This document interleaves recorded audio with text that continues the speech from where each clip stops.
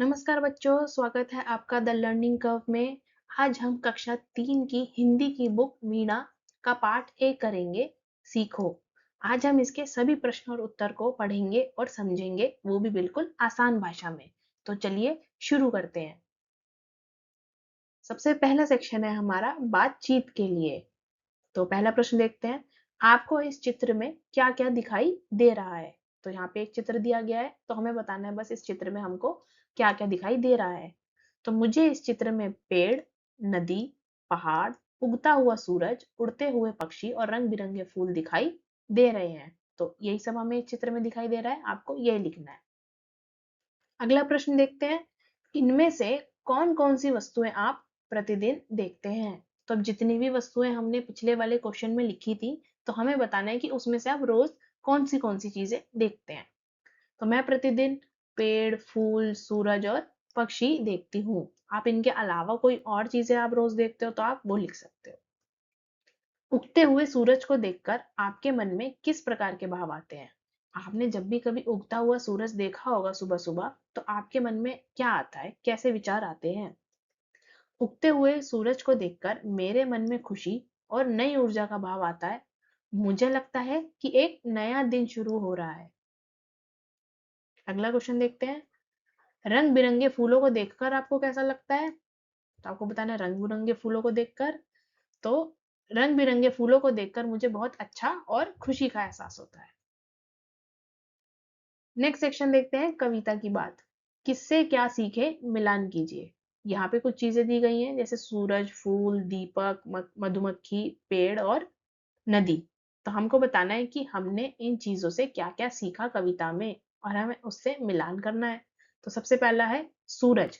तो सूरज से हमने सीखा जगना और जगाना। अगला है फूल। फूलों से हमने सीखा हंसना। अगला है दीपक। दीपक क्या करता है? अंधेरा दूर करता है, तो अंधेरा दूर करना। अगला है मधुमक्खी। उससे हमने गीत गाना। अगला है पेड़। पेड़ों से शीश झुकाना। और नदी से जीवन में सदैव आगे बढ़ना।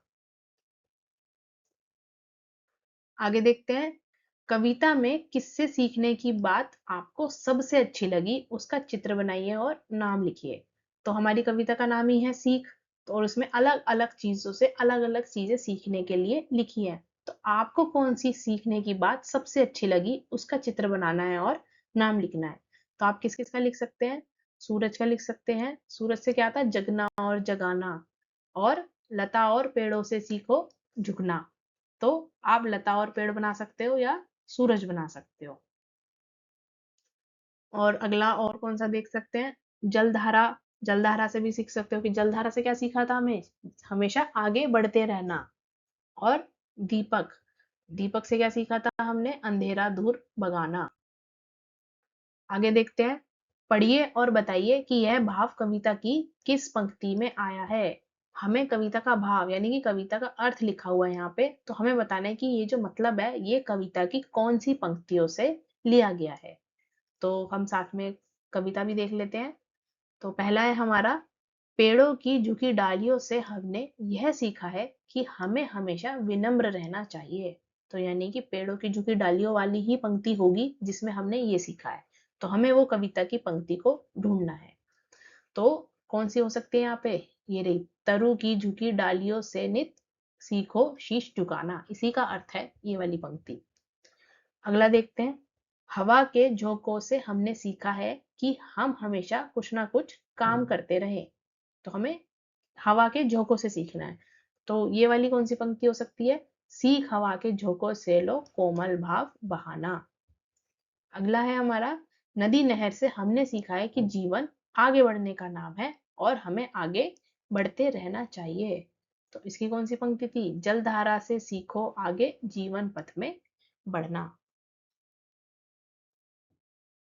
अगला है हमारा कविता से आगे, सूरज में जगना और जगाना सीखने की बात कही गई है। हम सूरज से और क्या क्या सीख सकते हैं, कोई दो बातें लिखिए। कविता में कौन सी बात सीखने के लिए कही है? सूरज से जगना और जगाना। अब इसके अलावा हमें दो ऐसी बातें लिखनी है जो हम सूरज से सीख सकते हैं। तो क्या क्या सीख सकते हैं हम? सूरज से हम सीख सकते हैं कि हमें रोज नियम से एक ही समय पर उठना चाहिए, क्योंकि सूर्योदय एक समय पर होता है। और सूरज से हम सीख सकते हैं कि हमें सबको समान रूप से रोशनी देनी चाहिए, और हमारे केस में क्या होगा, हमें सबको समान रूप से ही प्यार देना चाहिए, क्योंकि सूरज की रोशनी सबके लिए समान होती है, किसी के लिए ज्यादा और किसी के लिए कम नहीं होती। आगे देखते हैं, लता और पेड़ों से एक दूसरे के साथ प्रेम और सद्भाव की बात सीखने के लिए कहा गया है। इनसे हम और क्या-क्या सीख सकते हैं? कोई 2 बातें लिखनी है। अब लता और पेड़ों से हमें सीखना है कि हम इससे और क्या-क्या सीख सकते हैं, प्रेम और सद्भाव के अलावा। तो क्या-क्या सीख सकते हैं? लता और पेड़ों से हम सीख सकते हैं कि हमें एक दूसरे का सहारा बनना चाहिए। तो आपने देखा होगा कि जो लता है वो पेड़ का सहारा लेकर चढ़ती है। तो इनसे हम सीख सकते हैं कि हमें एक दूसरे की हेल्प करनी चाहिए, एक दूसरे का सहारा बनना चाहिए। और क्या सीख सकते हैं? लता और पेड़ों से हम सीख सकते हैं कि हमें मिलजुल कर रहना चाहिए। जिस तरीके से लता और पेड़ मिलजुल कर रहते हैं, तो हमें भी आपस में मिलजुल कर रहना चाहिए।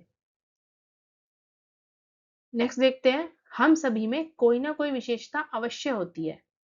आप अपने सहपाठी की कौन सी बात सीखना चाहते हैं? अब जिस तरीके से हमने इतनी सारी चीजों में विशेषताएं देखी कि हम किनसे क्या सीख सकते हैं कविता में, तो इसी तरीके से सब में कोई ना कोई विशेषता, कोई ना कोई खूबी होती है। अब आप अपने मित्र यानी अपने सहपाठी की कौन सी बात सीखना चाहते हैं, आपको वो बताना है। तो मैं अपने सहपाठी से मन लगाकर पढ़ाई करना सीखना चाहती हूँ।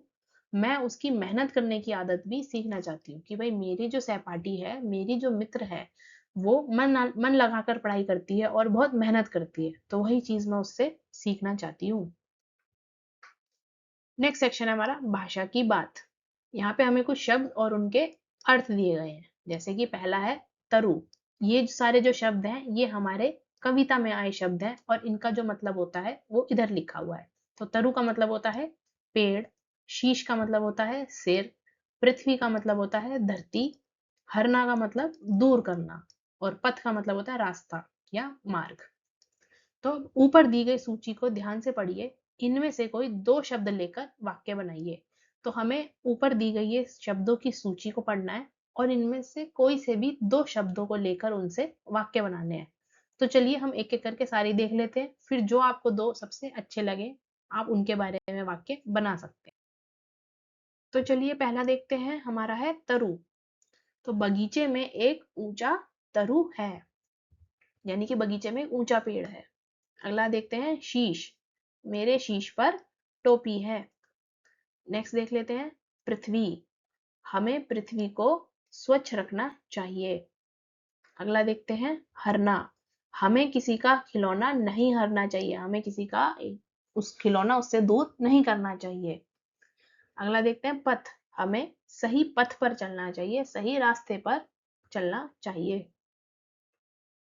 अगला प्रश्न देखते हैं, दूध और पानी से सीखो मिलना और मिलाना।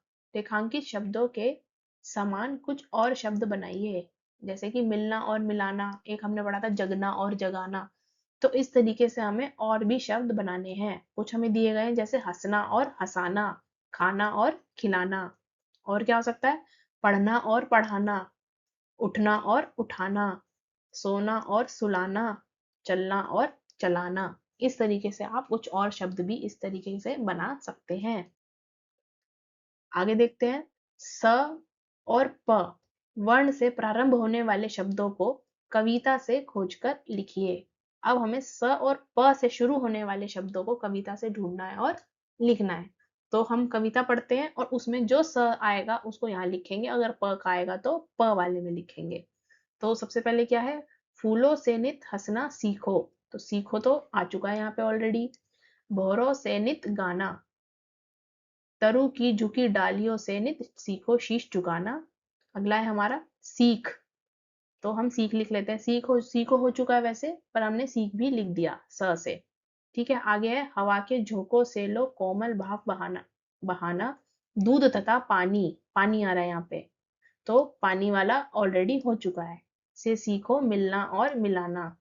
आगे है सूरज। तो सूरज आ रहा है स से, तो ये हमारा सूरज हो गया। सूरज की किरणों से सीखो जगना और जगाना। लता और पेड़ों से सीखो सबको गले लगाना। प वाला अभी इसमें कोई नहीं आया है, आगे देखते हैं, दीपक से सीखो जितना हो सके अंधेरा हरना। इसके अंदर स वाला कोई आ रहा है? स वाला, अच्छा ऊपर वाले में आ गया था सबको, सबको गले लगाना, तो सबको आ गया। आगे पृथ्वी, तो प से आ रहा है हमारा पृथ्वी, पृथ्वी से सीखो प्राणी की सच्ची सेवा। देखो सच्ची भी आ रहा है और सेवा भी आ रहा है, तो ये हमारे स से हो गए। जलधारा से सीखो आगे जीवन पथ पर बढ़ना, पथ आ गया यहाँ पे, तो ये हमारा प से हो गया। और धुएं से सीखो हरदम ऊंचे ही पर चढ़ना, तो ये हमारा प से हो गया। तो इस तरीके से हमने स और प से शुरू होने वाले शब्दों को यहाँ पे लिख दिया। अगला है हमारा तालिका अ और ब में दिए गए शब्दों का उच्चारण कीजिए और इनमें अंतर पहचानिए। हमें इधर वाले और ये वाले शब्दों को पढ़ना है और इनमें अंतर बताना है। तो एक एक करके पढ़ते हैं। ये है पढ़ा और ये है पढ़ा। बड़ा, बढ़ा। अड़ना, बढ़ना। उड़ना, पढ़ना। कढ़ाई, कढ़ाई। लड़ाई, चढ़ाई। तो आपने फर्क देखा कि इसके अंदर सब में हमारे ड़ की साउंड आ रही है और इसमें हमारी ढ की साउंड आ रही है कि पढ़ा, बढ़ा, बढ़ना, पढ़ना, कढ़ाई और चढ़ाई। और इसमें हमारी ड़ की साउंड आती है पड़ा, बड़ा, अड़ना, उड़ना, कढ़ाई और लड़ाई। आगे देखते हैं, बूझो तो जाने यानी कि पहेलियां। तो देखते हैं पहली पहेली। एक फूल एक फल है भाई, दोनों मिलकर बने मिठाई। तो कोई दो शब्द की पहेली होगी जिसमें से एक फूल होगा और एक फल होगा, लेकिन हम उन दोनों को मिला देंगे तो वो बन जाएगी हमारी मिठाई। तो क्या हो सकती है वो? गुलाब जामुन। देखो इसमें से जो गुलाब है वो है फूल और जामुन जो है वो फल है, तो गुलाब जामुन होता है लेकिन मिठाई। आगे देखते हैं, बिना बाल की पूंछ लिए वह भाग रहा है, सब सोते वह रात रात भर जाग रहा है, काट काट कर कागज कपड़े खुश होता है और धरातल के नीचे घर में सोता है। कौन होता है ये? चूहा। तो चलिए इस तरीके से इस पाठ के सभी प्रश्न और उत्तर यहाँ पर समाप्त होते हैं। अगर आपको यह वीडियो पसंद आई हो तो इसे एक लाइक जरूर करें और अपने दोस्तों के साथ शेयर करें। और इसी तरीके की और वीडियोस देखने के लिए हमारे चैनल द लर्निंग कर्व को सब्सक्राइब करना ना भूलें। तो चलिए मिलते हैं अगले पाठ की वीडियो में। धन्यवाद।